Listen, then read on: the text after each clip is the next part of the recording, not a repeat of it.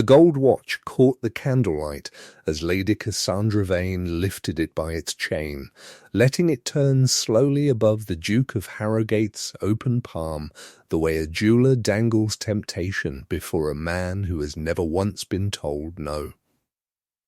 The blue drawing-room at Harrogate Hall was full that evening, a small gathering of perhaps 20. The kind of company assembled to admire whatever the Duke wished admired, and what he wished admired tonight, it seemed, was the woman who was not his wife presenting him with a gift. "Every Duke should carry gold that keeps honest time," Cassandra said, her voice pitched to carry, "and this suits you far better than a dead merchant's drawer." There was laughter, the thin, obliging laughter of guests who know which side of the room their invitations come from, and the Duke smiled and stretched out his hand to receive it. He never did. Because the Duchess of Harrogate, the quiet one, the plain one, the one they had all learned to look past as though she were a piece of furniture her own dowry had paid for, crossed the room without hurrying, without a word, and snatched the watch out of Lady Cassandra Vane's fingers with a single clean motion that cracked through the drawing-room like a pistol shot. The chain snapped taut, the laughter died, and Eleanor, Duchess of Harrogate, closed her hand around her dead father's watch, looked at the woman who had presumed to give it away, and said in a voice that did not tremble, that was not hers to give, "If you have ever watched a stranger handle something sacred to you as though it were a trinket, if you have ever stood in a room where everything you inherited was being passed around by hands that never earned it, then you already know what was beating behind the Duchess's calm face in that moment, and this story is for you." So before we go back to where it all began, take 1 second to subscribe, tell me in the comments what city you are watching from, and give this story a like, because the woman the whole county called dull is about to teach the Duke of Harrogate that time proves all things, and her time is coming. But to understand what that watch cost, what it meant, and what its theft would set in motion, we must go back 3 years to a wedding that was never really a wedding at all, but a transaction dressed in white. Eleanor Whitmore came to Harrogate the way a shipment of timber comes to a shipyard, valued, inspected, and unloved. Her father, Thomas Whitmore of Bristol, had built a merchant fortune out of nothing but a clear head and 30 years of getting up before dawn. And when the Duke of Harrogate's solicitors came calling with an offer that was, beneath its perfume of courtesy and invoice, Thomas had asked his daughter one question only. "Can you be happy there?" And Eleanor, who was 23 and practical, and had watched her father read men across a table her whole life without ever learning to read the one across her own, said that happiness was a thing sensible people built, and she would build it. The arithmetic of the marriage was never hidden from anyone.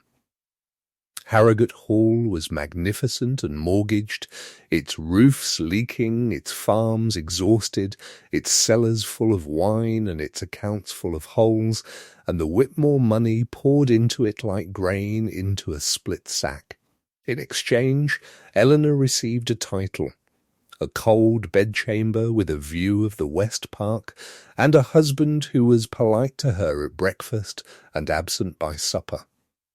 Julian, Duke of Harrogate, was handsome in the way portraits are handsome, composed for viewing, and he treated his wife with the flawless courtesy a man extends to a business partner he never intends to know.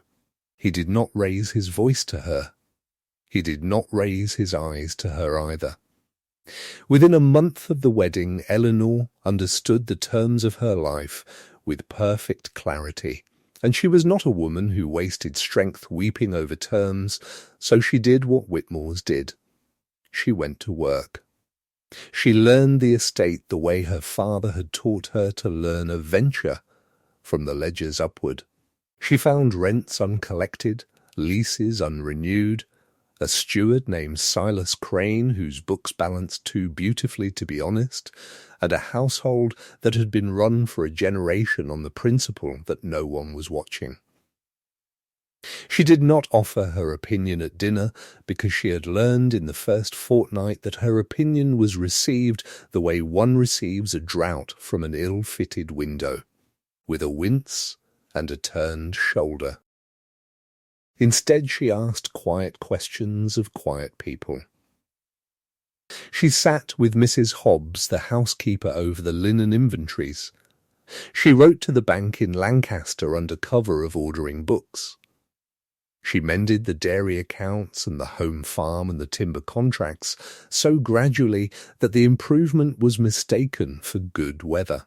And once a month she took out the only thing in Harrogate Hall that was truly hers, a plain gold watch, heavy in the hand, its case worn smooth by 30 years of her father's thumb, and she wound it, and she listened to it tick, and she read the words engraved inside the cover.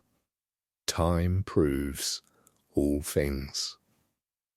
Her father had put it into her hands on the last morning of his life, 2 years into her marriage, when the fever had burned him down to honesty, and he had said, "Ellie, I sold you. I thought I was buying you a kingdom, and I sold you to a man who counts you among his fixtures. And I cannot undo it. But mark me, girl, a man who will not look at what he holds will not see what he loses until it is gone. Keep the watch. When your hour comes, and it will come, you will know the time to the minute." She had kissed his hand and told him he was wrong about the selling and right about everything else, and she had carried the watch home to Harrogate in her own pocket, because some things are not trusted to trunks, and she had kept it in the locked drawer of her writing desk, wound and ticking, like a small gold heart that still believed in her. That was the watch. That is what it was. Remember it. Because everyone in this story will be measured by how they touched it. Lady Cassandra Vane arrived at Harrogate in the 3rd autumn of the marriage, a widow of 30, with a dead baronet's name, a live appetite, and the particular glitter of a woman who has learned that charm is cheaper than capital and spends it accordingly. She came for a fortnight's shooting party and simply never finished leaving. She was witty where Eleanor was measured, ornamental where Eleanor was useful, and she laughed at the Duke's remarks half a breath before they were finished, which is the oldest trick in the world and works on precisely the kind of man who believes no trick could work on him. The county understood what was happening before the first frost. Eleanor understood it before the county. She said nothing, because a scene would have cost her dignity and changed nothing, and Whitmore's did not pay for nothing. But she watched, the way her father had taught her to watch a partner's warehouse, and she began to notice that the affair was not only a matter of the heart, because things had begun to move. Small things first. A perfume on the Duke's coat that was sold by one shop in London. A pair of garnet earrings entered in the household accounts as a gift to a cousin who, Eleanor confirmed with 2 letters, had never received them. Then larger things. Sums drawn against the estate for repairs that no tenant could point to. A landau, new sprung, delivered to a house in the village that Lady Cassandra had taken for the winter, with no visible means of paying for it. Then, worst of all, her things. A cashmere shawl that vanished from her own wardrobe and reappeared 3 Sundays later across Lady Cassandra's shoulders at church, worn with the bland, smiling insolence of a woman who wants the wife to see, who is fed by the wife seeing. Mrs. Hobbs, grey with fury, offered to name the maid who had been bribed to fetch it. Eleanor told her no. Note it, she said. "Note the date and the maid and the amount, and say nothing." And Mrs. Hobbs, who had run Harrogate's household for 30 years and understood the difference between a mistress who is weak and a mistress who is waiting, took out a small black pocketbook and began, on that day, the first of the lists. All through that winter the bleeding quickened. Eleanor, who still kept the true books whatever Crane pretended in his, watched the estate's blood run out through 2 wounds at once, the mistress's appetite and the steward's arithmetic, and she began to suspect, though she could not yet prove, that the 2 wounds knew each other. And then came the evening of the gathering in the blue drawing-room, the evening we began with, and now you know enough to feel it properly. Because that afternoon Eleanor had gone to her writing desk to wind her father's watch, as she did every Sunday, and the drawer was unlocked, and the watch was gone. She stood there for a long moment, her hand in the empty drawer, and something in her went very still, the kind of stillness that is not shock but calculation, the kind of silence that plans. She did not summon the servants. She did not cry out. She dressed for dinner with particular care, wore her mother's small pearls, went down at the exact stroke of the hour, and waited, because she already knew, with the cold certainty of a woman who has finally finished giving the benefit of the doubt, where her father's watch would surface.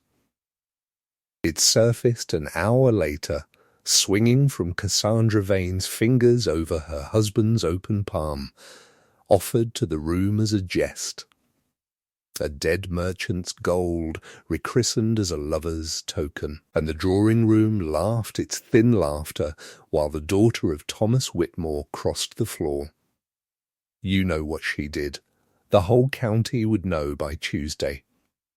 She snatched it from the mistress's hand, mid-air, mid-laugh, and the gasp that went round the room was the sound of 20 people realizing at once that the furniture had a pulse. That was not hers to give, Eleanor said, and then she turned to her husband, and what she said next was the sentence the servants would repeat for a generation.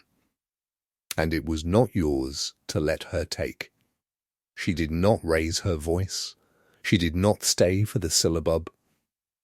She walked out of the blue drawing-room with her father's watch in her fist and her spine as straight as a mainmast, and behind her the silence held for 3 full seconds before Cassandra Vane laughed her bright glass laugh and said, "Well, one sees why he keeps her in the country." The Duke said nothing at all. He was a man to whom nothing had ever happened, and he genuinely did not know what had just happened to him. Later that night, passing the library on the way to her rooms, Eleanor heard them through the half-open door, the 2 voices braided in the lamplight, and she stopped, not because she wanted to hear, but because her father had taught her never to walk past intelligence. "You make too much of her," the Duke was saying in the flat, weary tone of a man discussing drains. "She is loyal, and she is dull, and she suspects nothing. She has her ledgers and her linens, and she is content. Women of her class are. It is their genius." And Cassandra's voice, silk over wire, answered her class, "My love, is the class that owns your roof. And one day you will want to know which name is on the deeds beneath your dancing floor." There was more, but Eleanor did not stay for it. She had heard the 2 sentences that mattered. She went up the stairs on quiet feet, closed her door, set her father's watch on the desk before her, and sat down opposite it as though it were a colleague at a board table. She did not cry. She did not break anything. She opened the watch and read the inscription her thumb already knew, "Time proves all things," and she said aloud, to the empty room, to the ticking, "Very well, then, we will prove them." In the morning her eyes were dry, her voice was even, her orders to the kitchen were unremarkable. This was no longer merely a broken heart. This was theft of her goods, her name, her father's memory, and her future, and theft was a language Eleanor Whitmore had been raised to read fluently and answer in full. The Duchess had stopped being a wife that night. She had become an auditor. An auditor begins with what can be proven, and Eleanor began that very week, though to every eye in Harrogate Hall nothing had changed but the weather. She presided at dinner. She approved the menus. She was, if anything, more placid than before, and Cassandra Vane, watching her across the Ypern with the wary satisfaction of a cat that has swallowed something and is waiting to be sure it stays down, decided the little scene over the watch had been the dull wife's one convulsion, the single flare of a damp firework, and turned her attention back to spending. It was the most expensive misjudgment of her life. Because upstairs, in the locked drawer where the watch now lay on a bed of fresh paper, Eleanor had begun the file.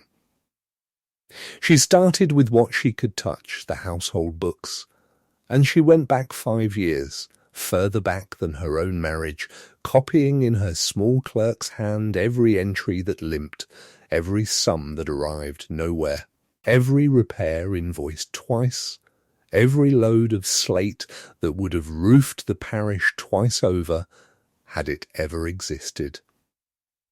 She did not confront Silas Crane. Confrontation, her father had always said, is what you purchase after the evidence is paid for, never before, for an accusation without proof does not wound a guilty man, it arms him, it hands him the high ground of the slandered, and he will fly your own temper as his flag. So she smiled at Crane in the corridors, praised his diligence at quarter-day, and quietly wrote to Lancaster, to a bank clerk named Mr. Tibbs, a small, precise, unhappy man whom she had once spared a public dressing down when the Duke's carelessness had left a draft unhonoured, and who had never forgotten that the Duchess had taken the fault upon her own account and settled it the same afternoon without a word of reproach. Kindness, in Eleanor's experience, was not a virtue so much as sound banking. Deposits made against a day of need, and the day of need had come. Mr. Tibbs's reply was cautious, as befitted his profession, but folded inside its caution like a blade in a napkin was the sentence she had been waiting for. There are, Your Grace, certain irregularities of endorsement upon the estate's instruments, which I have taken the liberty of recording in a private duplicate, kept against my own protection, and which I should be glad to place before any person your Grace might trust.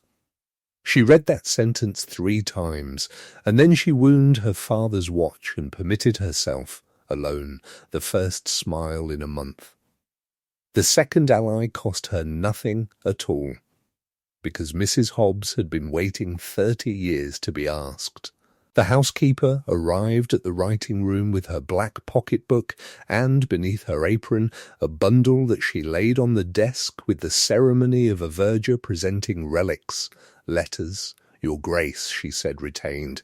It was the steward's habit to have his correspondence burned with the kitchen waste, and it had been the kitchen's habit, under Mrs. Hobbs's instruction, dating from an insolence Mr. Crane had offered her predecessor in the year 12, to burn the outsides and keep the insides of anything that came down uncreased, for a letter burned flat, she observed, has not been read, and a letter sent to burning unread is a letter someone needed dead. Eleanor looked at the housekeeper for a long moment and said, Mrs. Hobbs, you have missed your century. You would have run Walsingham's office. And Mrs. Hobbs said, I run a tighter one, Your Grace. and they went through the bundle together until the candles guttered. What the letters showed, in fragments, in initials, in sums, pricked out in a code, a Bristol merchant's daughter, cracked before midnight, because it was the common shorthand of the wool trade, was that the steward's arithmetic and the mistress's appetite were not two wounds after all. They were one wound with two mouths. Money left the estate under Crane's pen, crossed the county in the form of bills drawn on a Skipton attorney, and arrived, shorn of its history, in the accounts of the household that Lady Cassandra Vane maintained in the village with such unexplained ease. The garnet earrings were in the letters, the landau was in the letters, the shawl of all things was in the letters, an item of proof so petty and so perfect that Eleanor laughed aloud once, sharply, and then sat very still, because the full shape of the thing had just come clear to her, and it was bigger than an affair. Cassandra Vane was not stealing the Duke from his wife. Cassandra Vane and Silas Crane were stealing the estate from the Duke, and the affair was the screen behind which the wagons were loaded. Her husband was not the author of her ruin. He was livestock, fatted, flattered, and led. A man whose vanity was so total that it could be harnessed like a mill race, and the discovery did a strange thing to Eleanor. It did not soften her, but it reorganized her, because the campaign she now had to fight was no longer a wife's campaign at all. It was a rescue of the name she had married into and no longer loved, of the tenants whose leases Crane was quietly converting into instruments of his own, of the inheritance of children she did not yet have, and now perhaps never would, and a rescue wants more than ledgers. It wants law.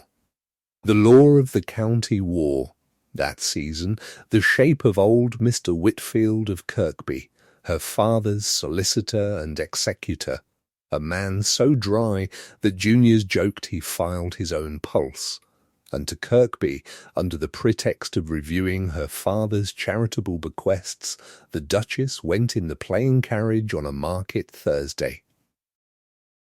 She laid the whole of it before him, the copies, the code, the duplicates, the letters, and Whitfield read for 2 hours without speaking, and at the end he took off his spectacles, polished them, resettled them, and delivered the opinion she would obey to the letter for the next 11 months. "Your Grace," he said, "you have brought me a very fine hull, but a hull is not a ship. What you hold proves waste, it suggests conspiracy, it convicts no one.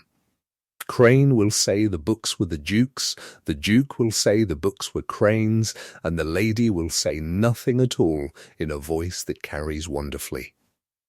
You require 3 more planks, the attorney at Skipton, the endorsements themselves, and 1 witness inside their counsel, and you require patience. For if you move before the hull is a ship, they will not merely survive you, they will finish you.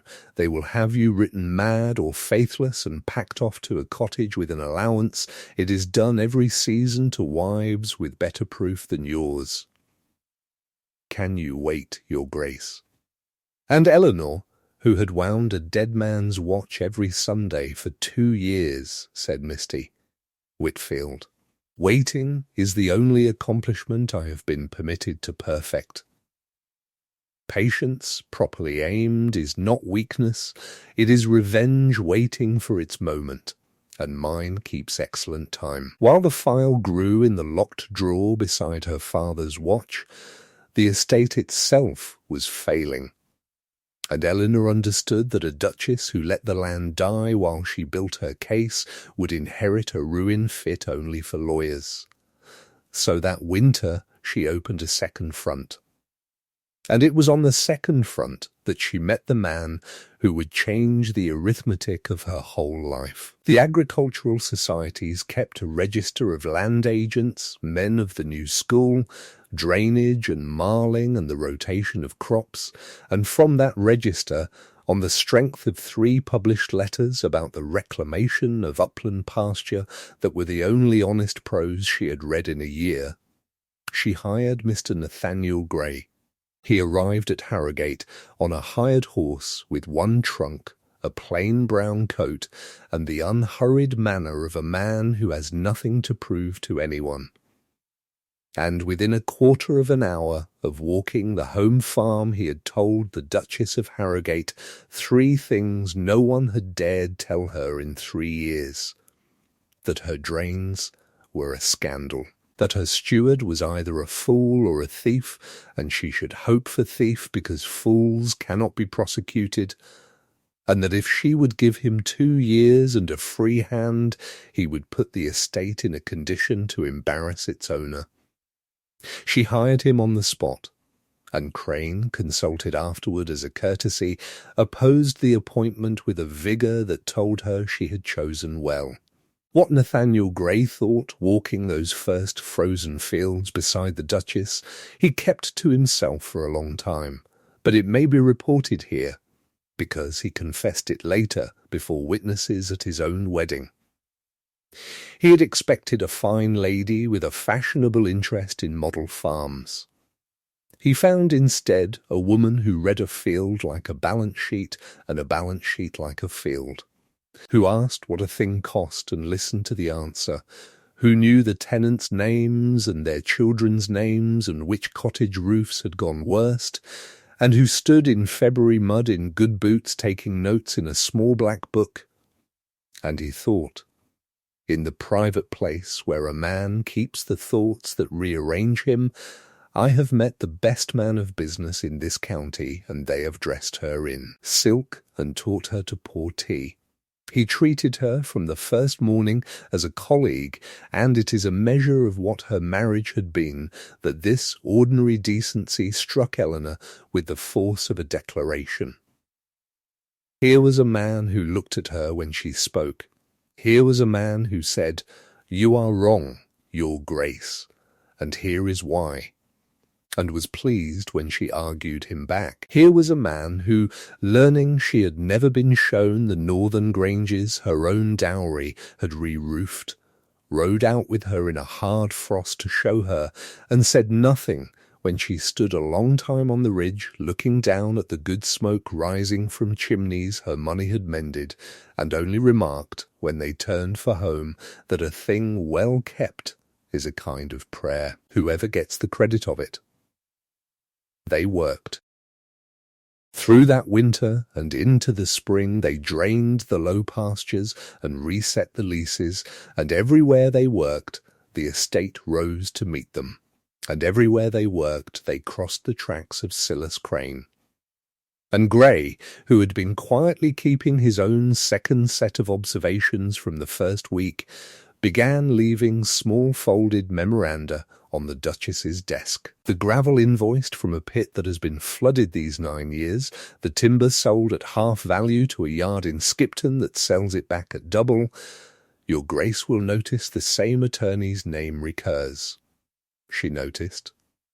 The file in the locked drawer thickened, and one more ally came over that spring, the one Eleanor had never counted on, because the Dowager Duchess Augusta, Julian's mother, a fortress of a woman who had greeted her son's merchant bride with 20 years of practised frost, summoned Eleanor to the dower house in April, poured the tea herself, which was a state event, and said, without preamble, "My son is a fool, his father was a fool with better manners, and that woman is emptying my grandmother's house, while you, I am told, sit up at night with the books. I have watched you for 3 years, expecting you to bolt or break, and you have done neither, and I find that my family's name has, for the first time in a generation, an adult in charge of it. Whatever you are building, and do not insult us both by denying it, when the day comes, you will find my carriage at your door. For I chose the name over my own comfort 40 years ago, and I am too old to change sides now, except once more, to yours.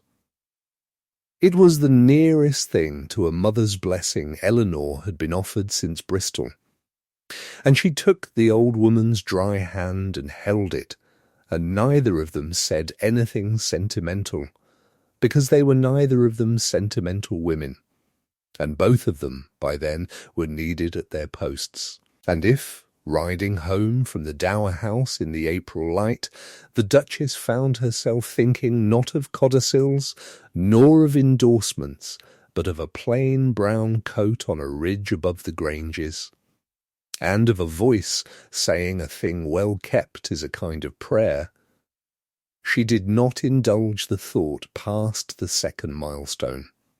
She was still a married woman. She had a use for her heart yet, but not that use, not now, and she folded the thought away as neatly as one of Gray's memoranda, unread but kept, which is, as Mrs. Hobbs could have told her, exactly how one treats a letter that someone will need alive later. What none of them knew, that green April, was that the enemy had a calendar too, and it was running faster than hers. Because Cassandra Vane had wearied of skimming and had persuaded her partner to go, at last, for the principal, and in a copying office in Skipton, under the recurring attorney's recurring name, a document was being engrossed that named the Duchess of Harrogate, and its purpose was to take from her not her husband, whom she had already lost, and not her pride, which was past their reach, but the last thing she would ever have surrendered, her father's settlement, the Whitmore money itself, the ground beneath her feet. It is worth pausing here, before the trap closes, to see the household as that last summer saw it, because the cruelest feature of a quiet war is that from the outside it looks like peace. To the county, that season, Harrogate Hall had never glittered so. The Duke gave 3 balls at Cassandra's urging, and Cassandra stood at his shoulder receiving the guests a half-step forward of where a guest should stand. A distance any married woman in the room could measure to the inch, and the county came and drank the Duke's wine and curtsied to his mistress at her almost station, and drove home saying to one another that the poor plain Duchess kept to her books and her farms, and one really almost forgot she was in the house at all. That was the season's verdict, and Eleanor let it stand. Because a woman who is underestimated has a freedom no admired woman is ever granted, the freedom to work unwatched. There were nights, it should be honestly said, when the freedom tasted like ash, nights when the fiddles carried up through the floor of the writing-room where she sat with Tibbs's latest packet, and she would hear Cassandra's laugh rise bright, and borrowed over her own pianoforte, in her own hall, among her own candles, and her pen would stop, and the old question would come and sit with her like a cat. Why endure it? Why not simply go? Bristol would have her, the money was hers in equity if she fought for it, there were easier lives than this one. And every time she answered the question the same way. She took out her father's watch, and she wound it, and she set it ticking on the blotter beside the file, and the small gold sound was her answer. Not yet, not in disorder, not at their convenience. A Whitmore does not abandon a venture to the people who scuttled it. She settles the books first. And then she leaves by the front door in daylight, or not at all. Endurance with a ledger is a different animal from endurance without one, and this is the thing her enemies never learned until it was standing over them, that all those months they read as weakness were interest accruing. The tenants learned it sooner. It happened over the Marley family at the midsummer rent day. Old Marley farmed the 2 low fields by the beck and had farmed them 40 years, and his rent was raised that quarter by a figure so brutal that it could only be read as a sentence of removal. For Crane wanted the Beckfields, they marched with a parcel the Skipton attorney had quietly bought, and drowned land drains into value once a canal cut goes through. And Crane had seen the surveyor's letters that the county had not. Marley came to the estate office with his sons, and was refused, and came again alone and was laughed at, and on the third occasion, as he stood grey-faced in the yard with his hat literally in his hand, the Duchess of Harrogate happened, if that is the word, which it is not, to be crossing from the dairy with Mr. Grey. She stopped. She asked Marley to tell it plainly, and he told it plainly, and Crane, summoned to the yard, explained with silken regret that market rates were market rates, and that sentiment was a luxury an encumbered estate could ill afford, an impertinence so nicely balanced that it was almost art, since every soul present knew whose spending had encumbered it. Eleanor heard him fully out, which frightened him more than interruption would have, and then said, "Mr. Crane, you will forgive a merchant's daughter for checking the arithmetic," and named, from memory, the yield of the Beckfields for 5 years, the rate per acre on the 4 adjoining farms, and the figure at which Marley's rent stood to them, and asked him to reconcile the difference in the hearing of the yard. He could not, of course, for the difference was not arithmetic, it was appetite. The rent was reset that afternoon to the old figure by her written order, which she had the clerk copy fair into the estate book with her name to it in full, Eleanor, Duchess of Harrogate, so that there could be no quiet reversal. And as she turned to go, old Marley did a thing that was talked of in the cottages for years.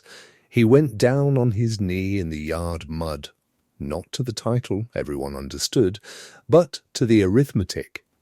And Eleanor stopped him with a hand and said, "Get up, Mr. Marley. We do not kneel to people for doing their sums honestly. We merely wish it were commoner." It was Grey, walking back, who said quietly, "You have just made 40 families yours for life, you know," and Eleanor said, "I did not do it for that." And Grey said no, which is why it worked. And they went on in silence. And the silence was the kind that two people build something inside. This, then, was the estate as that summer closed.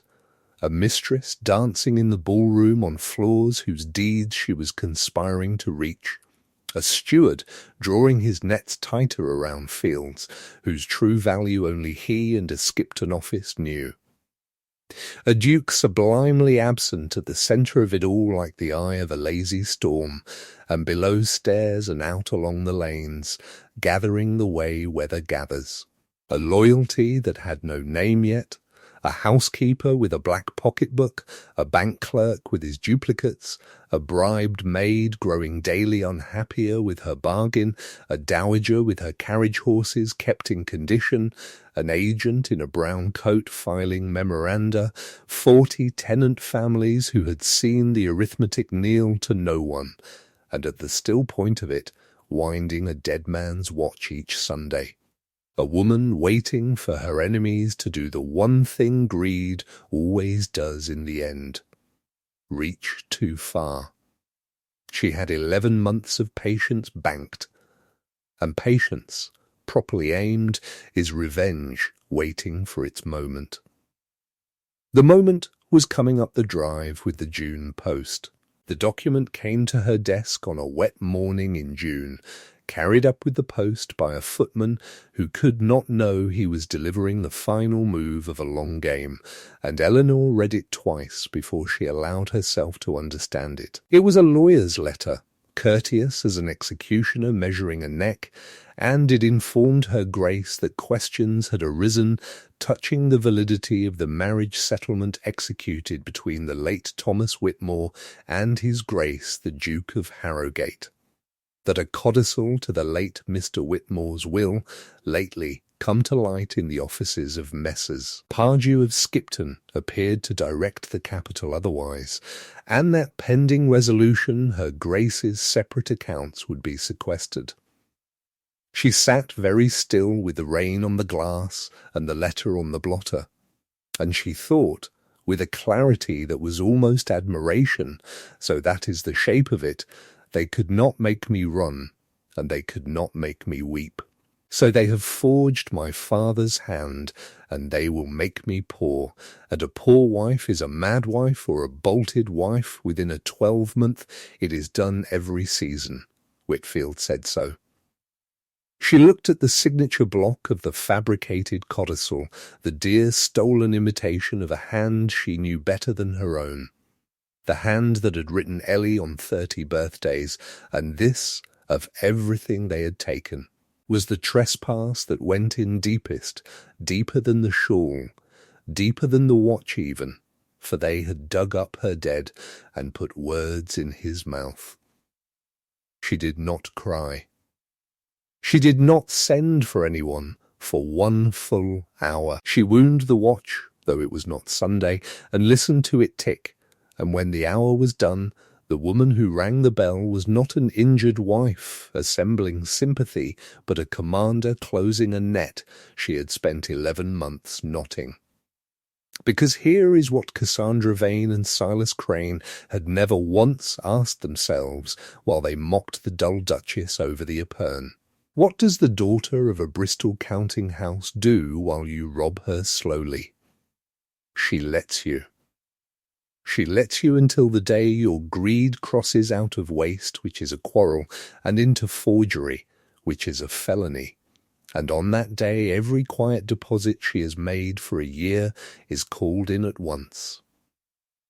Whitfield had his 3 planks by August. The Skipton attorney, Pardew, confronted in his own office with Tibbs's duplicate endorsements and the certainty of transportation, wept into his tape and turned King's evidence in exchange for the less account.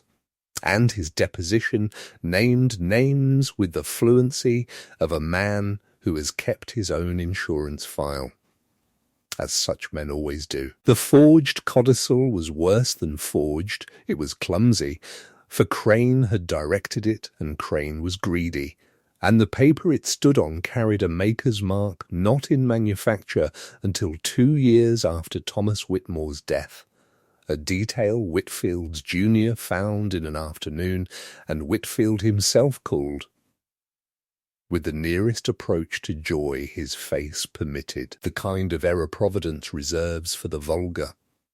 And the 3rd plank, the witness inside their counsel, walked into the net of her own accord, because the maid who had been bribed over the shawl, seeing which way the household wind was setting, came to Mrs. Hobbs in tears with every date and every guinea.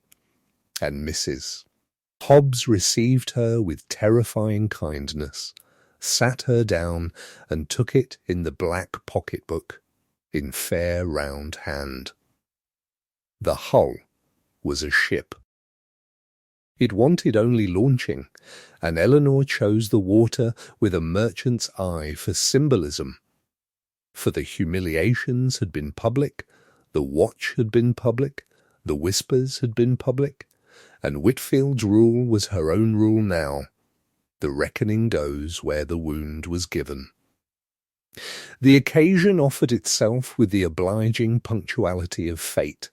The Harrogate harvest dinner, the one fixed feast of the estate's year, 40 families of the county at the long table under the old hammer beams, the Duke at the head, the Dowager at his right, and this year seated midway down with the confidence of a woman who believed her own investiture merely a season off, Lady Cassandra Vane, wearing. Because some appetites cannot help themselves, even at the gallows foot. A rope of pearls entered 8 months earlier in the estate accounts as fencing wire. Eleanor had sent 3 letters that morning. one to Whitfield, who arrived at the sweet course, unannounced, with 2 clerks and a magistrate's warrant sworn on Pardew's deposition, one to the dowager, whose carriage, as promised, stood at the door by noon, and whose presence at her son's right hand that evening was the presence of a judge, not a guest, and one, the shortest, to Mr. Nathaniel Gray. And it said only, "Tonight, at the dinner, I redeem your memoranda. Stand where I can see you." He stood by the west window all evening, plain brown coat among the silks. And if the Duchess's eyes went there more than once as the candles burned down, the county may be forgiven for not noticing, since the county was about to have a great deal else to discuss. For with the port on the table and the loyal toast drunk, the Duchess of Harrogate rose in her place, in the hall where her shawl and her watch and her name had been laughed over, and said, in a voice that carried to the beams without once being raised, "My lords, neighbours, friends, before the fiddles there is a matter of accounts, for this house owes some of you rents falsely raised, and owes all of you the truth, and I am my father's daughter, and we settle at harvest." What followed was not a scene, because Eleanor did not deal in scenes. It was an audit conducted aloud, and it was the most terrible thing that Hall had witnessed since the wars. She did not accuse. She read. She read the gravel pit that had been under water 9 years and the slate that would have roofed the parish twice. She read the timber sold at half and bought back at double, and asked Mr. Josiah Kemp, whose yard it was, to stand if it were true. And Kemp, who had been promised his own immunity in Whitfield's second letter, stood, grey as ash, and said it was. She read the leases converted, naming each tenant family, and as each name was read the family stood until a third of the hall was on its feet like a jury that had voted with its knees. She read the endorsements, Tibbs' neat duplicates against Crane's originals, date against date, hand against hand. And then she laid down the estate papers and took up one sheet alone, and the hall, which had been rumbling like a sea, went silent, because something in her face had changed, and even strangers could see that the audit was over and something older than auditing had begun. "There is also," she said, "a codicil. It gives away my father's legacy, and it is signed Thomas Whitmore, and my father did not sign it, and I will tell you how I know. Not the paper, though the paper is false. Not the hand, though the hand is forged. I know, because the man who made me swore one oath in his life that mattered, spoken to me with his last strength. And the men who wrote this paper were not there to hear what he actually said, so they gave him a lawyer's voice. And my father never spoke in a lawyer's voice in his life. He spoke like a man who got up before dawn. He said, 'Keep the watch, Ellie,' he said. 'Time proves all things.' And she took from her pocket her father's gold watch. The watch this county lass saw swinging from a borrowed hand in my drawing-room," she said, and she opened the case and read the inscription aloud, and laid it face up on the white cloth, where every eye could follow the small gold pulse of it, and she said, "It has kept his time faithfully since the day he died, and tonight, by the grace of God and the county assizes, it strikes." "Your Grace," she said, turning at last to her husband, who sat at the head of his table like a man watching his own house burn across a valley, too stunned yet to feel the heat, "I lay no charge against you tonight. The charge against you is only this, that you were not here, in your rooms, in your books, in your marriage, you were not here, and men who are not here are robbed, and worse, they let the people who love their name be robbed with them. You were not here to be told, so I am telling you before witnesses, because that courtesy was never once extended to me." And then, because the law had been walking up the hall behind her voice for 10 full minutes, the magistrate's men took Silas Crane at the lower door with the strong-box keys still on his ring, and took, from the midpoint of the table, with every courtesy due her rank and none due her conduct, the person of Lady Cassandra Vane, as accessory named in the deposition of Attorney Pardew, and the pearls that had been fencing wire went with her into the dark. The assizes that autumn were brief and crowded.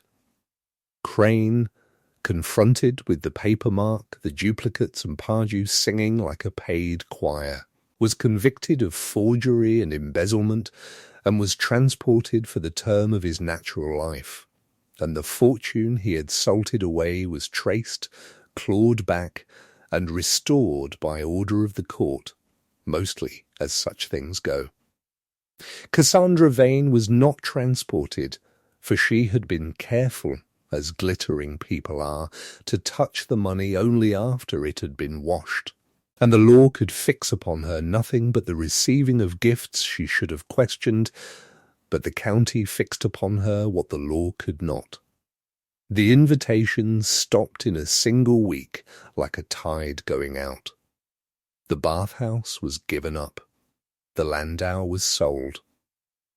She decamped before Christmas to a watering place where her history had not yet arrived, and she hunted there, they say, with fading success, for hers was a beauty that required expensive light, and she ended, by the only accounts that ever drifted back, in a boarding establishment in Boulogne, companion to a deaf woman who paid her to read novels aloud, which is, when you consider it, the precise inversion of the life she had schemed for, an audience of one who could not hear her.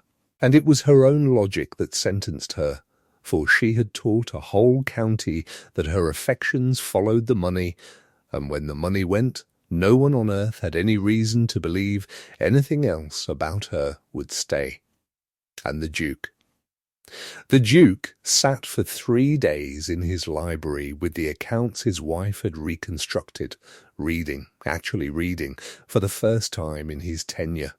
The history of what he had let happen to his name, his land, his tenants, and his marriage, and on the 4th day he came to the Duchess's writing room, unannounced, thinner, older, and he did not attempt charm, which was the first wise thing he had done in years. "I have been a fool," he said, "and worse than a fool. A man who let things happen to him, and they happened instead to everyone I was sworn to keep. I do not ask you to forgive me. I ask you to tell me what is owed to you first, and I will spend what I am in paying it." And Eleanor looked at him a long moment, without hatred which surprised her, and without love which did not, and said, "Forgiveness you may have, for it costs me nothing now.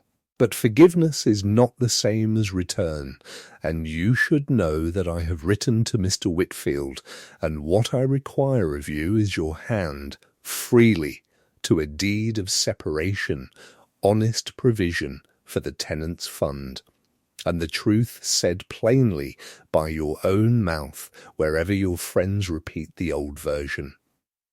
You were not here, Julian. I was. The difference is the whole of the story, and I am done being a footnote in my own house." He signed. It must be set down for him, in the ledger where every soul in this story has its column, that he signed everything, made the provision full, spoke the truth at his clubs though it cost him the only currency he had ever valued, and kept, year after year, a small and unfashionable penance. The personal supervision, in his own boots and often in the rain, of the tenant repairs his negligence had let rot. because, as he told the dowager, who repeated it to Eleanor with a sniff that did not entirely disguise her satisfaction, "It is the one useful thing left in my power, and a man should hold the one useful thing left in his power with both hands." He never remarried. He never got her back. He learned, too late, what he had held, which was his sentence, and there is no appeal from it, for regret is the one court that sits for life. The county, which had spent 3 years pitying the Duchess in the particular way that is 9 parts contempt, executed its reversal with the shamelessness of counties everywhere, and by the following season it was universally agreed, by the very drawing-rooms that had laughed at the shawl and the watch, that they had always known, that they had said as much to one another repeatedly, that the merchant's daughter was the making of that family, and the Duke never deserved her. And hostesses who had seated her below the salt now fought like fishwives over which of them had appreciated her first. Eleanor received their revised affections with perfect courtesy and perfect memory, accepting every invitation exactly once, so that no one could say she bore a grudge, and no one could imagine she bore anything else. And the dowager, watching her work a ballroom with this beautiful lethal evenness, remarked to Whitfield that her daughter-in-law was the only person of her acquaintance who could make civility feel like an itemized bill. As for the watch itself, a Leeds jeweller wrote that winter, offering a handsome price for it, the story having travelled as stories do, and enclosing his card, and Eleanor's reply passed into county legend in 6 words, "Sir, it is not for sale," and no letter in the whole affair ever said more with less.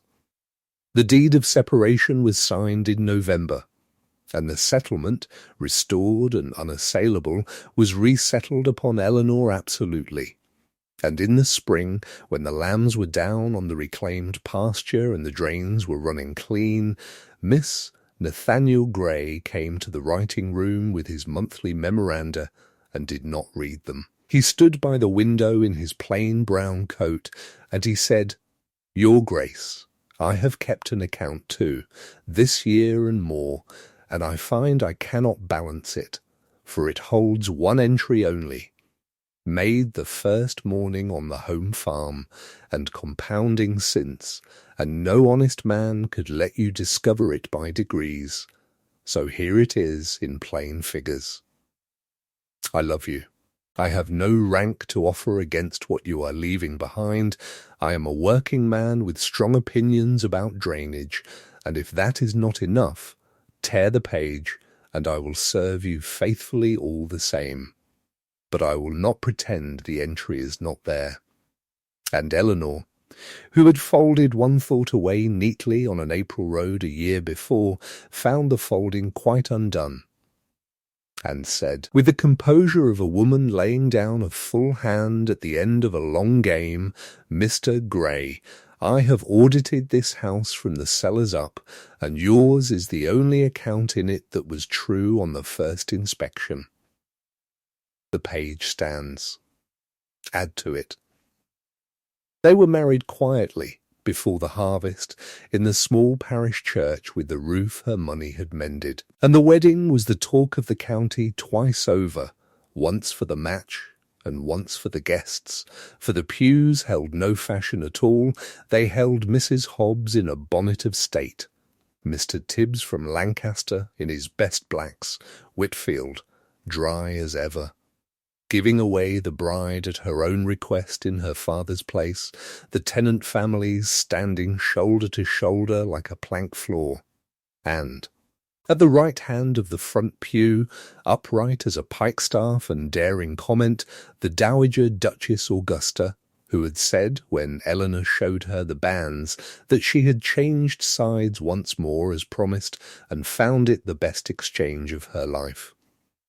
And it was in the vestry, signing, that the county received its last and choicest shock, for the register clerk, reading the groom's lines aloud. Arrived at the words Nathaniel Gray of Merivale, grandson and heir of the Right Honourable the Earl of Merivale. And the church heard the dowager laugh for the first time in living memory. He had never hidden it, exactly. He had simply never spent it, having quarrelled young with a grandfather who wanted him idle and gone to learn the land instead under a plain name, and been reconciled by letter that winter when the old Earl, reading in the northern papers an account of the Harrogate assizes, had written to ask whether the agent Gray so honourably mentioned was his own stubborn Nathaniel, and if so, whether the Duchess in the case might be prevailed upon to make an honest heir of him. So the woman they had called a merchant's daughter to her face, and worse behind her fans, would be, in the fullness of time, Countess of Merivale. And the man who had valued her in February mud, before he knew she could be anything to his advancement, and after he had renounced his own, got the only fortune in the story worth the getting, a wife who knew exactly what he had been prepared to give up, because she had audited it. But that is titles, and titles, as this story has been at some pains to show, are the least of what a person is. Here is what mattered. Years later, at Merivale, where the drains ran clean and the granges smoked in winter like good prayers rising, there was a nursery, and in the nursery 2 children who were raised on one law above all others, that you shall be known by how you treat what is given into your keeping, land or money, name or heart. And on the mantel of that nursery, in a small glass case that was opened every Sunday evening with ceremony, lay a plain gold watch, wound weekly by small supervised hands, keeping faithful time. Their mother would lift it down and let them hold it, one Sunday each, turn about and read them the words inside the case, and when they asked, as children always ask, whose it was, she told them, "It was your grandfather's, who got up before dawn, and it was mine when I was poor in everything but patience. And one evening a person who had been given no right to it made a present of it to another person who had been given no right to it, in a bright room full of laughing people, and I took it back. That is all. I did not shout, and I did not weep, and I did not wait for permission. I crossed the room and I took back what was mine. And then, because one thing of your own in your hand teaches you the trick of it, I took back the rest of my life the same way. Your worth was never in being chosen, little ones. It is in what you keep faithfully, and in what you have the courage to take back when careless hands give it away. Time proves all things. Wind it well, and it will strike for you too.